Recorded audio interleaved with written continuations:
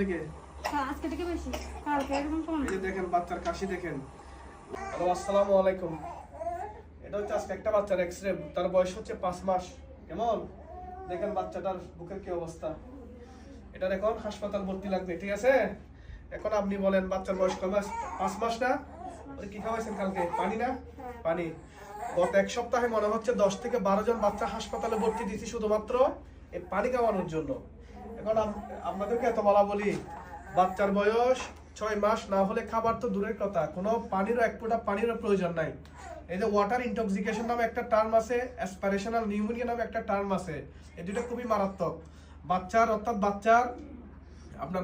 বাচ্চার বয়স 6 মাসের আগে বাচ্চাকে বুকের দুধের সাথে যদি পানি পান করানো হয়, বাচ্চার রক্ত পাতলা হয়ে যেতে পারে, বাচ্চার শরীরে ফুল আসতে পারে, বাচ্চার অনেক সময় খিঁচুনি আসতে পারে। এটাকে আমরা বলি এক টার্মে ওয়াটার ইনটক্সিকেশন। আর 2 নম্বর যেটি মারাত্মক সেটি হচ্ছে এই যে অ্যাসপিরেশনাল নিউমোনিয়া, অর্থাৎ বাচ্চার দেখা যায় ওই পানিটা তার পেটে না গিয়ে তার লাংসে চলে যায়। তাহলে আপনি কি বলতে পারছেন বাচ্চার অবস্থা দেখছেন? বাচ্চার অবস্থাটা খুবই খারাপ।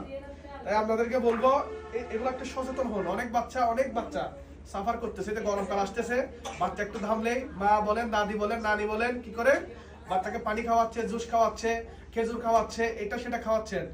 দাদি, নানি, শাশি, মা, বাবা সবাইরে বলি বাচ্চা 6 মাস পার না হলে বাচ্চাকে বুকের দুধ ছাড়া, এটা গরমকাল আসতেছে অনেকে খাওয়াচ্ছেন, আপনি সেজন্য খাওয়াচ্ছেন না, তো ঘামতেছিল বাচ্চা, পানি খাওয়াচ্ছেন, তার 6 মাস হয় নাই।